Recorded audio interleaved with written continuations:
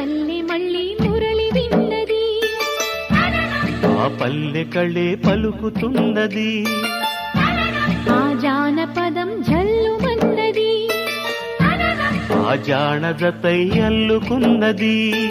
మొగలి పువ్వు మహారాజుకి మొదటి కానుక, ఎదను పరిచి వేసేయన ప్రణయ వేదిక. మల్లె నవ్వు మారాణి ఈ గొల్ల గోపిక, మూగ మనసు వింటున్నది మురళి గీతిక. ఏ పల్లె మళ్ళీ మురళి విన్నది, ఆ పల్లె కళే పలుకుతున్నది.